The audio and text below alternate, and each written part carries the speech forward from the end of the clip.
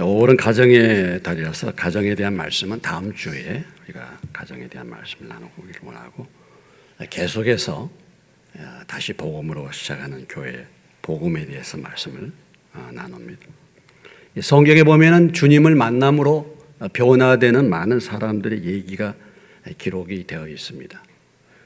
그래서 지금 이미 익숙한 본문이지만 이런 극적으로 주님을 만나서 변화된 사람들의 얘기를 지금 본문으로 삼아서 계속 말씀을 나누고 있습니다.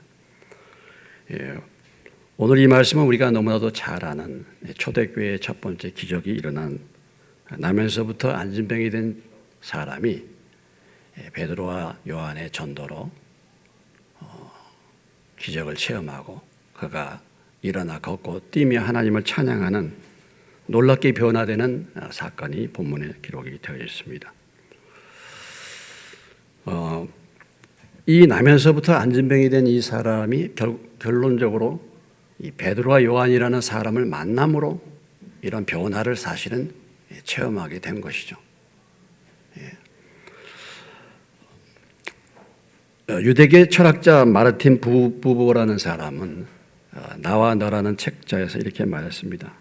모든 참된 삶은 인격적인 만남에서 시작된다 그랬습니다. 인생의 모든 삶의 출발은 만남에서 시작이 된다는 것이죠. 만남이 그렇게 중요한 것이죠. 그래서 교회도 보면은 어떤 사람들이 예수 믿게 되고 교회 안에 들어오게 되는가, 대부분의 경우가 만남을 통해서, 관계를 통해서 이루어진다. 통계적으로 보면 신앙생활 하는 분들의 90% 이상이 다 누군가의 이런 관계, 만남을 통해서 그분이 교회 안에 오게 되고 또 예수님을 만나게 된다고 말합니다. 그래서 특별히 오늘 우리가 이 말씀을 통해서 우리도 역시 가장 가까이 있는 우리의 가족, 특별히 가정의 달을 맞이해서 우리 가족들 가운데서 아직 주님을 만나지 못한 가족들, 우리 주변에 있는 형제 그리고 친척들, 친구, 동료들에게 오늘 이 말씀을 통해서 우리가 복음을 전하고 그들이 변화받는 그런 기쁨을 누릴 수 있는 저와 여러분이 되시기를 주의 이름으로 축원합니다. 이 가운데도 그런 분들이 계시죠.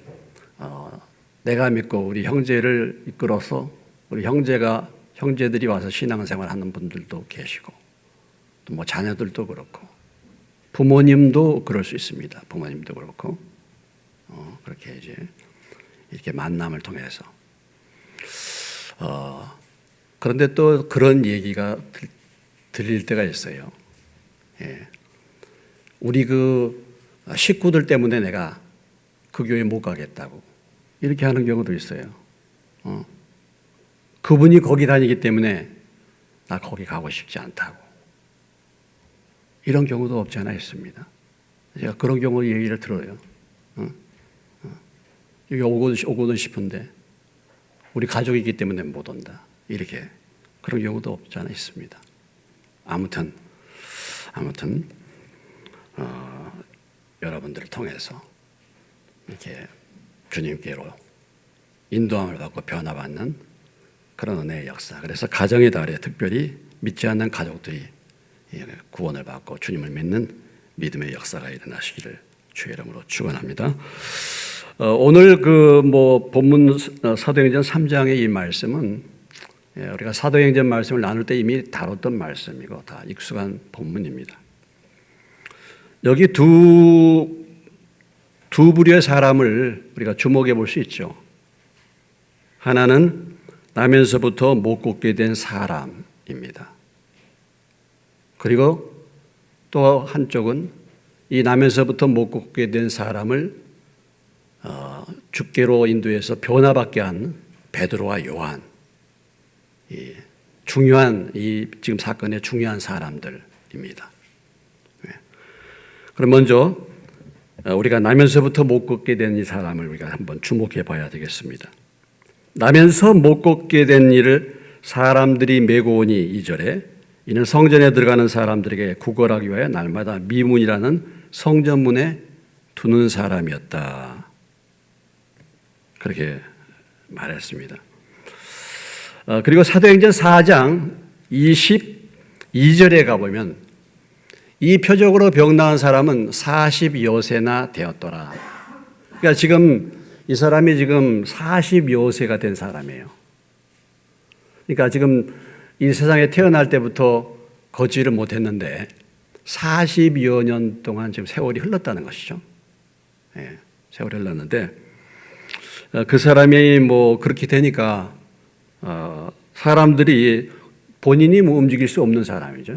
본인이 움직일 수 없으니까 사람들이 메고 와가지고 성전에 들어가는 사람들에게 구걸하기 위해서 매일같이 날마다 이 미문이라는 성전 문에 두는 사람이고, 이 사람은 한마디로 말해서 장애인일 뿐만 아니라 구걸하는 거지라고 말할 수 있죠. 매일매일 이렇게 구걸해가지고 먹고 사는 사람들이고 자기 힘으로는 움직일 수 없는 사람이다. 이 나면서부터 못 걷게 된 사람을 메고 오는 사람들이 누굴까? 어떤 사람들이 메고 왔을까? 이렇게도 생각해 볼 수 있습니다. 어떤 주변에 있는 사람들이 이자를 메고 와가지고 앵벌이라는 게 있죠. 앵벌이. 그래서 거기서 돈 이제 구걸하게 해가지고 수입이 있으면 거기서 얼마 뜯어서 이제 이렇게 하는 그런 사람들일 수도 있고, 아니면은 가족들이 이제 메고 와가지고 이 사람을 갖다가 이렇게 미문 앞에다가 둘 수도 있습니다. 아무튼 보면은 걷고 싶어도 걸을 수 없는 사람, 불쌍한 인생이죠. 무기력한 사람입니다. 그래서 이 나면서부터 못 걷게 된 이 사람을 우리가 생각해 볼 때,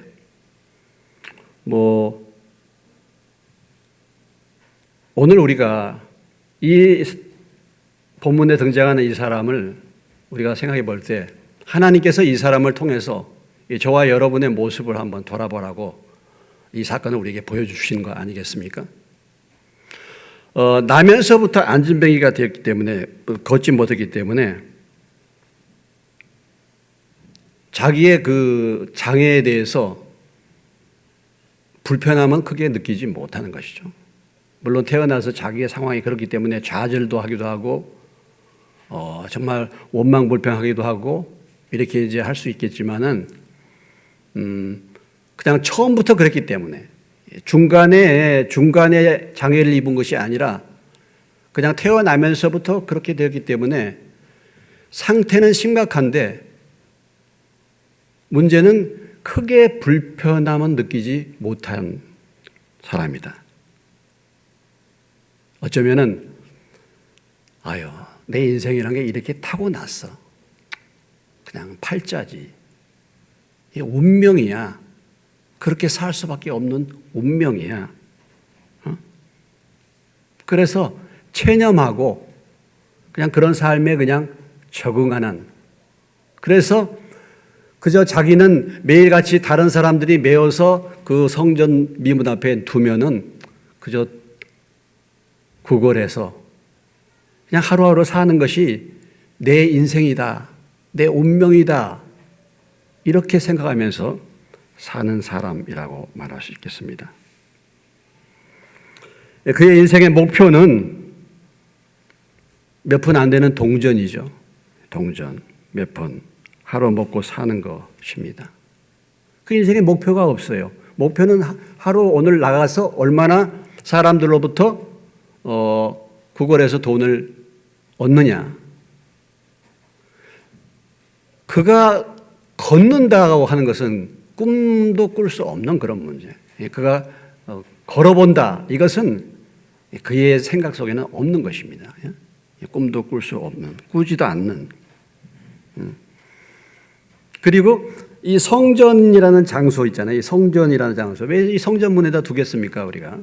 일반적으로 이렇게 뭐 예배당 앞에서 구걸한다.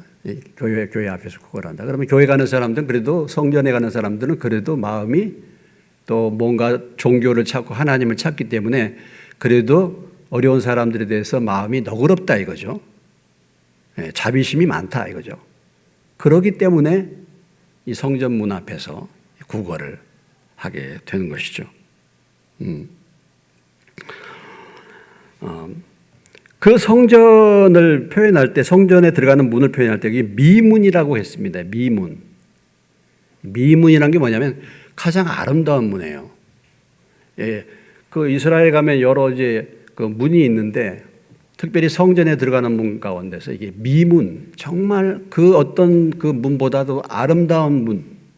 그래서 beautiful gate. 그래가지고 아주 아름다운 문이다 그런 말입니다.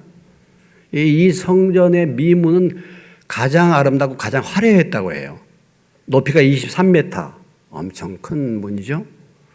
거기는 금과 이렇게 동을 갖다가 같이 이렇게 섞어가지고 만든 그런 정말 화려한 문, 하나님 앞에 나아갈 때 들어가는 그 화려한 문, 아름다운 문, 이것이 바로 미문이죠.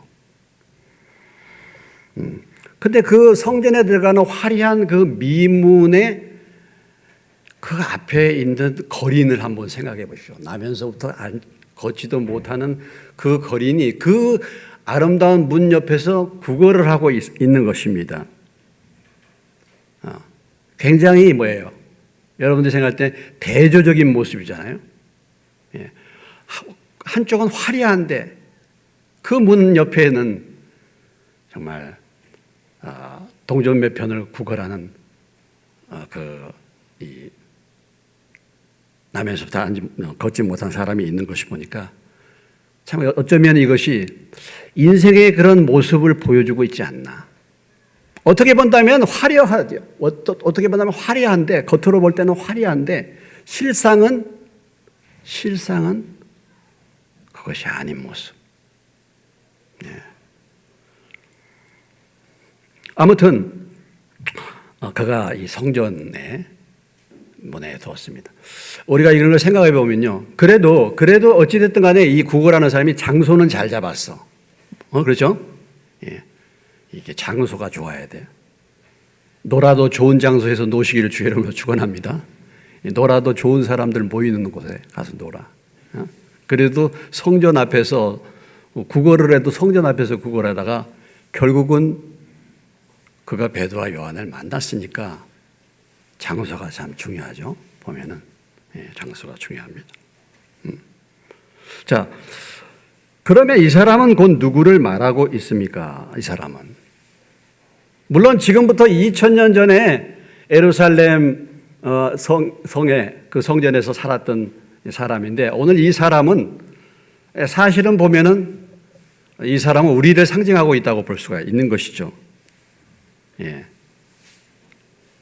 오늘 우리의 인생 어쩌면 나를 상징하는 인물이 이 사람이 아닌가라는 거죠. 그래서 인생은 나면서부터 마비된 인생, 나면서부터 모태로부터 시편 51편 5절의 말씀처럼 내가 죄악 중에 출생하였으며 어머니가 죄 중에서 나를 잉태하였나이다. 모태로부터 죄 가운데 죄인으로 출생한 인생입니다. 에베소 2장 3절에 본질상 진노의 자녀였다. 그래서 본질상 진노의 자녀였고 사도 바울의 고백처럼 로마서에 보면은 마음으로 원해도 로마서 7장 15절로 20절의 말씀에 마음으로는 원하는데 내 속에 거하는 죄 육신에 선한 것이 거하지 않고 원함은 있으나 선을 행하는 것은 없는 마음은 원하지만은 원하는 일은 하지 않고 도리어 악을 행하는 것입니다. 오늘 이 나면서부터 안진뱅이 그러니까 걷지 못한 사람이 마음은 있는데 걷고 싶은데 마음은 있는데 걷지는 못하는 거예요. 마음은 있는데 걷지 못해. 그것처럼 우리가 마음은 그렇게 살고 싶지 않아요. 알기는 우리가 알죠. 마음은 그렇게 원하는데 그것을 행치를 못하는 것입니다. 이런 인생의 모습, 우리의 그런 영적인 상태, 내적인 상태를 보여주고 있는 그런 인물. 그래서 자기 스스로의 힘으로는 걷거나 서거나 이런 것이 불가능한, 자기 힘으로는 죄를 이길 수 없는, 자기 힘으로는 죄에서 벗어날 수 없는 인생. 그러면서도 뭐냐면 불편함을 별로 느끼지 못하는, 그러면서도 마치 이 사람이 참으로 불편하고 자기가 큰 장애를 입었다는 것을 알면서도 나면서부터 그렇기 때문에 그가 전혀 부담감을, 불편함을 느끼지 못한 것처럼 우리도 역시 마찬가지죠. 우리도 사람들이 다 그렇게 사는 건데요, 뭐. 아니, 이 세상에 죄를 안 짓고 사는 사람이 어디 있어? 다 그렇게 사는 건데. 그래서 나도 거기에 대해서 크게 문제 삼지 않는 것입니다. 무디어진 거죠. 그러면서 오직 관심이 어디에 있느냐? 관심이 뭐예요? 이 사람의 관심은 동전에 있죠, 동전. 눈앞에 보이는 삶, 그것이 전부. 오직 동전, 오직 은과 금에 내 관심이 거기에 있는 것입니다. 성전 문 앞에는 왔는데, 성전 문 앞에 언제 왔어요? 오늘 말씀해 보면 날마다 왔습니다. 날마다. 하루도 빠지지 않고 왔어요. 우리가 뭐 여러분 이 예배당에 언제 오십니까? 주일날 한번 오고, 코로나 동안에는 뭐 2년 4개월 동안 못 오신 분도 계시지만, 근데 이 사람은 날마다 오는 사람이요, 날마다. 날마다 오는데 지금 성전 바깥에서 날마다 앉아 있는데 성전 안에는 과연 누가 계실까? 성전 안에 계신 하나님은 무관심한 겁니다. 바깥에는 있는데, 와서 앉아 있는데, 들어가는 곳에 있는데, 성전 안에 계신 하나님에 대해서. 물론 이 나면서부터 못 걷게 된 사람의 문제라기보다는 이 사람을 데리고 온 사람들도 이스라엘 사람인데, 여러분, 이스라엘 사람들은요 성전을 떠나서는 존재하지 않는 사람들입니다. 이스라엘 사람들은 하나님을 늘 의식한다고 하는 사람들이에요. 이스라엘 사람들은 하나님 앞에 늘 예배하는 사람들입니다. 그런데 이 지금 절박한 문제를 가지고 있는 이 자를 날마다 구걸하게끔 데리고는 오는데, 이 사람을 하나님께로 인도할 생각은 안 했을까?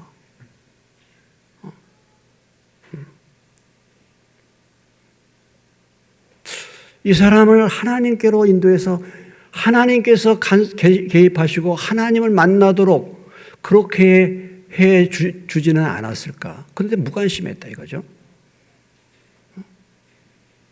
그러니까 이 나면서부터 못 걷게 된 사람 자신도 그건 뭐 그렇게 운명적으로 받아들여서 관심이 없고, 그를 데리고 성전 문 앞에까지는 오지만 성전 문 안으로 하나님을 만날 수 있도록 인도해 주는 사람이 없었다라는 것입니다.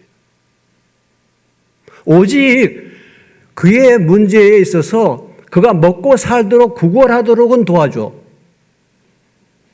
근데 그 사람의 실질적인 문제가 뭔가 이런 부분에서는 모르는 것입니다. 한 발짝만 가면 성전이에요. 한 발짝만 들어가면 하나님을 만나는 장소입니다.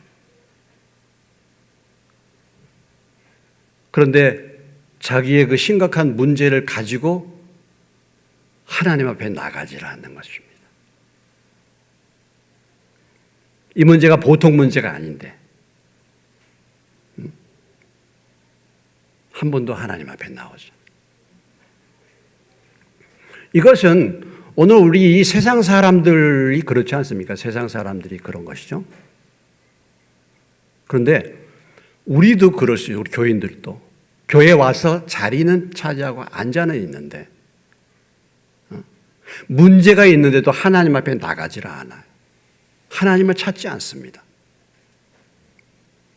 교회는 와가지고 날마다 한 번도 예배에 빠진 적이 없이 앉아는 있을 수 있는데 하나님을 만난 적이 없어요.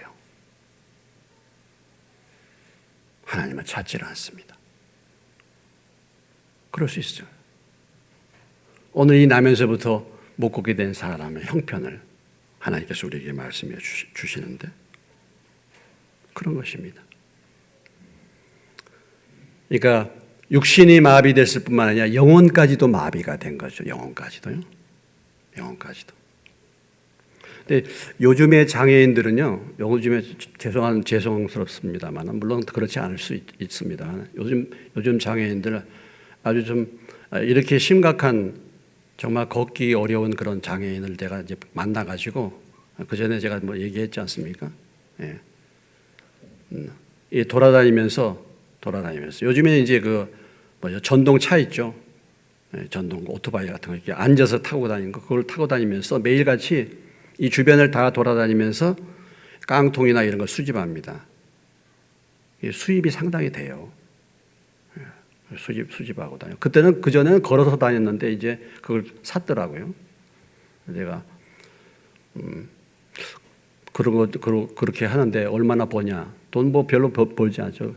교회 나오면 내가 2만 원씩 줄 테니까 교회에 나와라고. 예? 2만 원씩 준다고 참석할 때마다 관심이 없어. 별로 관심 없죠. 교회 나오면 2만 원씩 한 번 예배 참석 내가 2만 원씩 준다. 그렇게 얘기해봤는데 별로 관심이 없어요. 지금은 다 그래도 먹고는 살잖아요. 먹고는 살죠. 자, 오늘 나면서부터 못 걷는 사람을 우리가 생각해 보면서 다시 한번 나의 상태가 어떤가를 우리가 돌아봐야 되지 않겠습니까? 나의 육신의 상태는 어쩌면 멀쩡할 수 있죠, 여러분. 어쩌면은 우리가 이렇게 오늘 자유롭게 걷고 있는 것이 정말 큰 은혜일 수 있지 않습니까? 큰 은혜예요. 내가 자유롭게 이렇게 움직이고 걷는다는 게. 근데 내 영혼의 상태는 어떤지, 영혼의 상태는 정말 매여가지고, 그저 눈앞에 보는 것만, 보이는 것, 오직 은과 금만, 오직 몇 푼의 동전에만 내 마음에 관심이 가서 이렇게 살 날마다 살고 있지 않는지. 더군다나 내가 교회 신앙생활을 한다고 말을 하면서도 한 번도 진지하게 그 하나님을 찾고 하나님을 만난 적이 없는 것입니다. 그죠? 마당 문만, 성전 문만 늘 밟는 거예요. 이렇게 살아갈 수 있습니다, 우리도. 자, 이런 사람이 어떻게 걷고 뛰게 되었는가? 이 사람이 어떻게 걷고 뛰게 되었는가? 여러분이 우리가 잘 알다시피 베드로와 요한을 만난 거 아니겠습니까? 베드로와 요한을 만나. 하나님의 사람을 만나는, 믿음의 사람, 성령에 충만한 하나님의 일꾼들을 만나는 것. 이것이 이 사람의 결정적으로 그 인생이 바뀌는 그런 역사적인 만남과 사건이 된 것입니다. 저도 그렇고 여러분들도 그렇고 이렇게 하나님이 사용하시는 하나님의 사람, 그런 사람을 만나는 은혜가 임하시기를 주의 이름으로 축원합니다. 그런 사람을 만나. 그런 사람을 만나. 자, 베드로와 요한입니다. 베드로와 요한. 베드로와 요한은 누구겠습니까? 여러분 알다시피. 베드로와 요한은 예루살렘 교회의 지도자들이었죠. 예루살렘 교회의 지도자들입니다. 근데 단지 예루살렘 교회의 지도자들 뿐만 아니라 오늘 3장 1절에 이렇게 말하고 있습니다. 제9시 기도 시간에 베드로와 요한이 성전에 올라갔다. 그렇죠? 하나님의 교회의 지도자들이 뿐만 아니라 그들이 뭐예요? 제9시 기도 시간에 성전에 올라가 기도하러 늘 기도에 힘쓰는 사람들이었음을 우리가 알 수가 있습니다. 예수님의 제자들이 지금 성령의 충만함을 입었죠?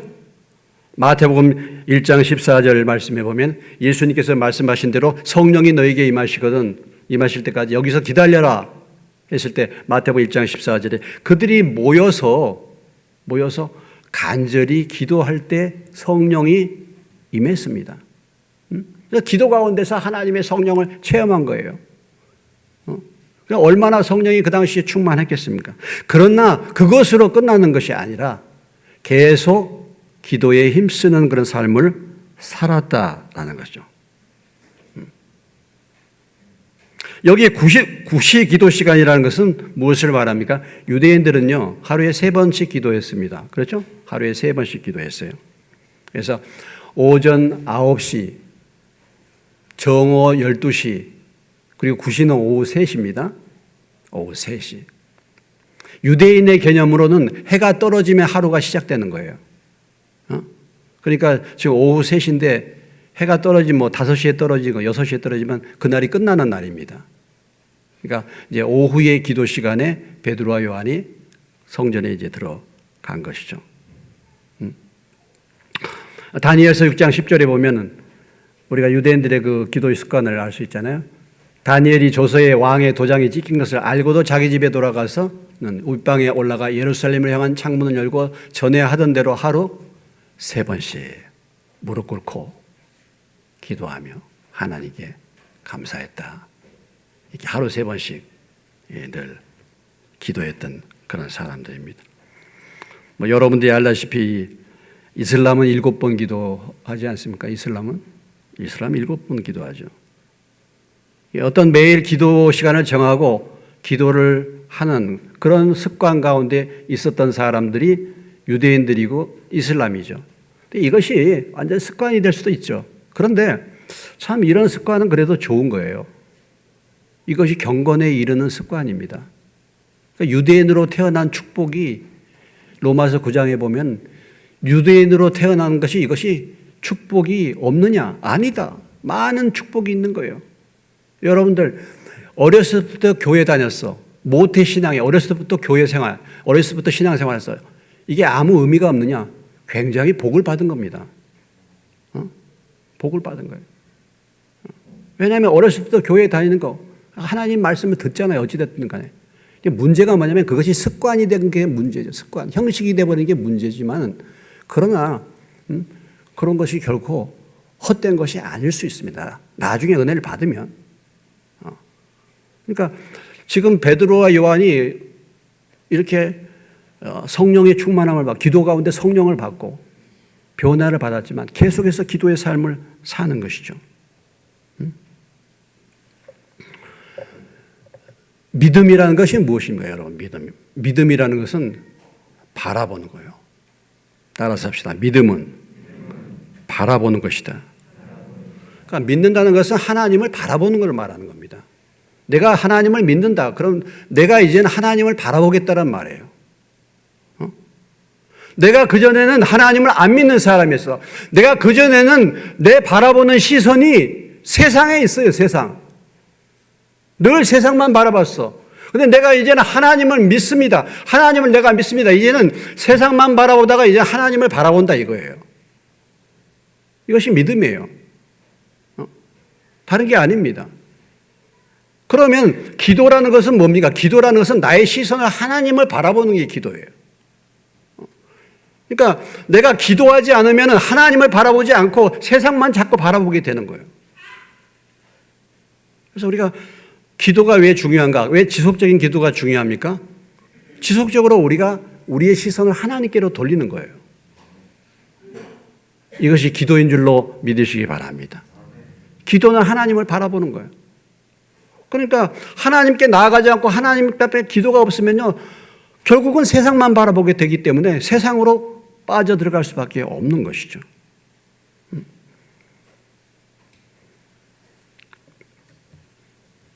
찾아보지는 않겠습니다만 여러분, 고넬료와 베드로가 이들이 만나서 고넬료가 변화받고 고넬료가 예수 믿게 된 것도, 고넬료도 시간 정해서 기도하고 베드로도 시간 정해서 기도하다가 만난 거 아니겠습니까? 하나님이 그 기도 가운데 서로 연결시켜 주신 거 아니겠습니까?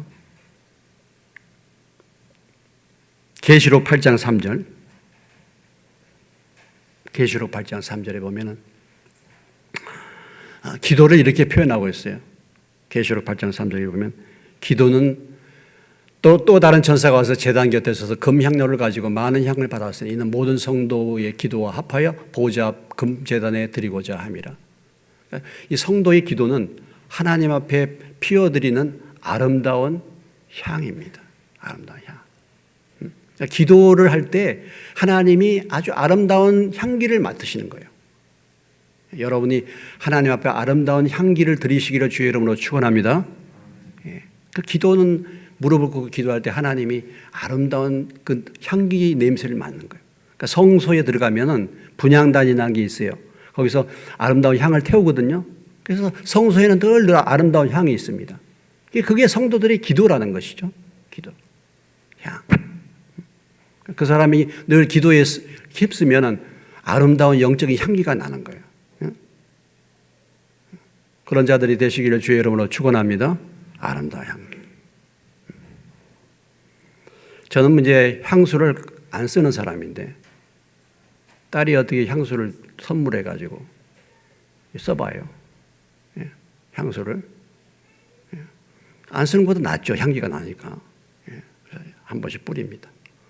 내가 그거 얼마인가 봤더니 15만 원이 넘더라고.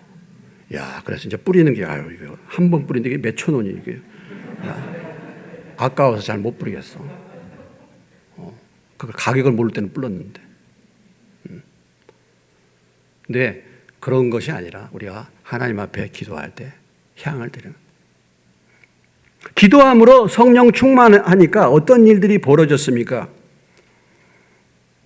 성전에 들어갈 때 구걸하는 사람이 구걸하는데 그 사람이 눈에 들어온 것입니다. 그 사람의 눈에 들어온 거예요. 평상시 같으면 그냥 지나칠 수도 있고 그렇지 않습니까? 또 구걸하는 사람이 바라는 것이 동전이야. 그러니까 동전을 몇 푼 주고 들어갈 수 있어요. 그런데 이렇게 기도에 힘쓰고 성령 충만하다 보니까 이제는 눈이 열리게 된 것입니다. 기도하게 되면 영적인 눈이 열리게 될 줄로 믿으시기 바랍니다. 영적인 눈이 열려. 그래서 나면서부터 못 걷게 된 사람 보니까 그의 필요가, 진정한 필요가 뭔가를 보게 된 거예요. 그래서 그 영혼을 구원하는 거 아니겠습니까? 베드로가 요한과 더불어 주목하여 이르되 우리를 보라 하니 4절 이하에 그가 그들에게 무엇을 얻을까 하여 바라보거늘 베드로가 이르되 은과 금은 내게 없거니와 내게 있는 이것을 내게 주노니 나사렛 예수 그리스도의 이름으로 일어나 걸으라 하고 오른손을 잡아 일으키니 그가 발과 발목에 힘을 얻어서 걷고 뛰고 하나님을 찬미하게 되었다라는 것이죠. 그러니까 이게 기도하면서 성령 충만하게 될 때 사람들의 영혼이 보이는 것입니다. 영혼. 이들의 필요가 뭔지를 보이는 거예요. 정말 필요한 것이 뭐냐? 은과 금이냐? 사람들에게 정말 필요한 것이 은과 금인가? 예수의 이름인가? 예수인가? 기도에 힘쓴 사람들은요, 인생의 필요가 뭔지를 정말 아는 사람이에요. 은과 금이 중요한 것이 아니라 나사렛 예수의 이름이 중요한 줄로 믿습니다. 은과 금이 중요한 것이 아니에요. 은과 금이 예수의 이름이에요. 우리가 예수를 얻으면 모든 것을 얻게 되는 줄로 믿으시기 바랍니다. 길이요 진리요 생명 되신 예수님. 은과 금 몇 푼의 동전은 그가 오늘 하루 먹고 그냥 끝날 것이지만 예수의 이름을 줄 때 그의 생명이 변화되고 걷지 못하는 자가 걷고 뛰고 하나님을 찬미하는 영혼으로 바뀌게 되었다라는 것이죠. 만약에 이때 베드로와 요한을 이 사람이 만나지 못하고 그날따라 이 자리에 그가 오지 않았고 그리고 베드로와 요한이 성령 충만하지 못했다고 한다면 이 나면서부터 못 걷게 된 사람은 평생 그렇게 비참하게 살다가 갈 인생이에요. 그런데 오늘 이 결정적인 그 한 번의 만남, 그 순간에 인생이 바뀌게 된 것입니다. 그러니까 기도하다 보면요, 눈이 열려. 그의 필요가 보여요. 믿음이 생겨요. 인간의 죄로 말미암아 마비된 그 역시 영혼을 치료하게 되면 육신도 치료받게 된다는 것이죠. 그래서 은과 금은 내게 없지만 나사렛 예수 이름. 오늘 우리 믿는 믿음의 사람들은 은과 금이 없을 수 있어요. 물론 뭐 은과 금이 있는 사람들도 있겠지만 은과 금이 우리의 삶의 목표가 아니에요. 은과 금이 없지만 나사렛 예수의 이름이 있는 줄로 믿습니다. 이 이름을 선포할 때 그 자가 일어나는 기적이 걷고 뛰고 하나님을 참. 그러니까 이 걷고 뛰고 하나님을 참미했다는 것은 뭐냐면 성전에 들어갈 수 없는 사람이 8절에 뛰어서서 걸으며 그들과 함께 성전으로 들어가면서 그동안 들어가지 못했던 성전을 들어가게. 그동안 알지 못했던 하나님을 알고 얼마나 이 사람이 나중에 하나님을 찬양하는 사람이 되었겠습니까? 그 감격으로. 그런 변화의 역사가 일어나게 되었다라는 것이죠. 우리가 기적이라는 것은요, 기적과 표적을 성경에 보면 차이를 두는데 기적은 뭐냐면 그냥 단순히 치료받는 거예요. 근데 표적은 뭐냐면 그 치료가 내 육신의 치료를 뛰어넘어서 하나님을 찬미하게 되는 거예요. 그러니까 어떤 문제든지 그 사람의 육신적인 어떤 필요를 채우는 게 아니고 우리가 헌금을 하고 우리가 무엇을 도와줘도 단순히 그냥 그 사람이 그거 떡만 공급하는 것이 아니고 그 사람의 영혼까지도 치료가 돼야 되지 않겠습니까? 그렇게 될 때 비로소 그 기적이 표적이 되는 거예요. 오늘 이 사람은 걷고 뛰고 하면서 하나님을 찬송했다 이렇게 말하고 있죠.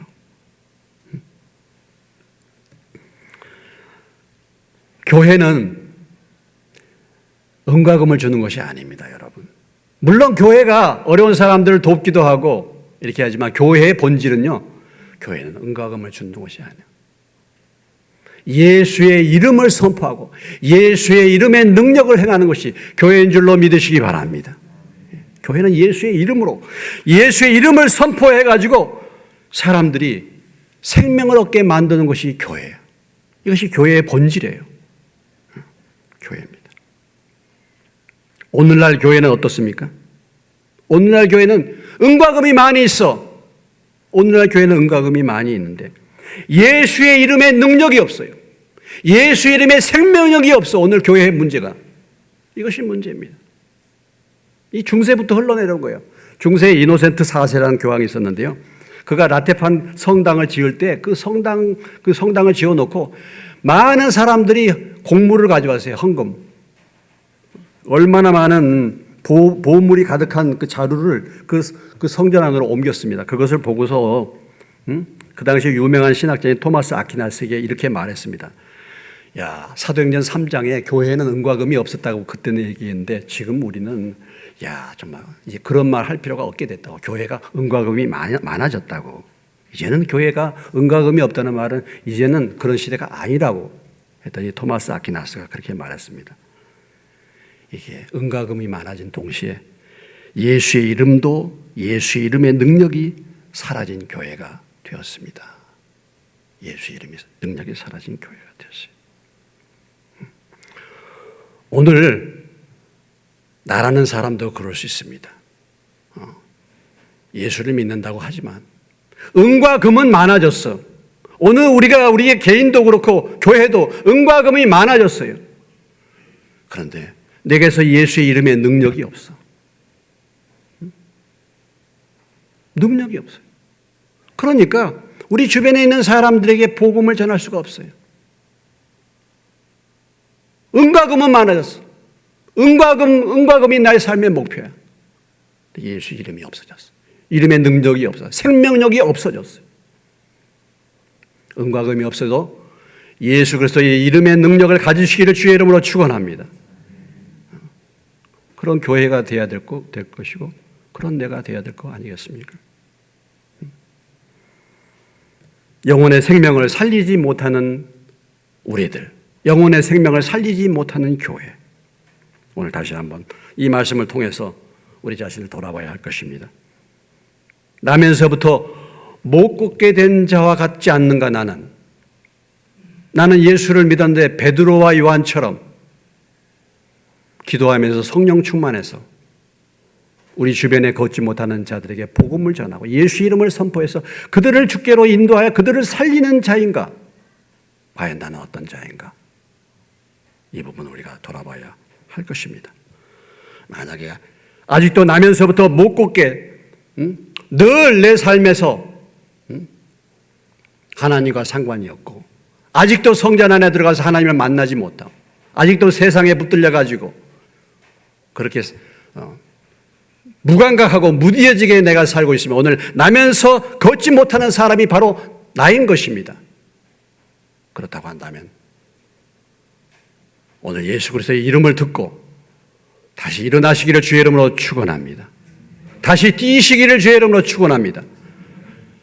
성전 안에 하나님을 만나고 하나님을 찬송하시기를 주의 이름으로 축원합니다. 내가 교회는 다니고 있어요. 내가 믿는 사람이라고 하고 있어. 그런데 능력이 없어요. 전도를 못해. 변화시키지를 못해.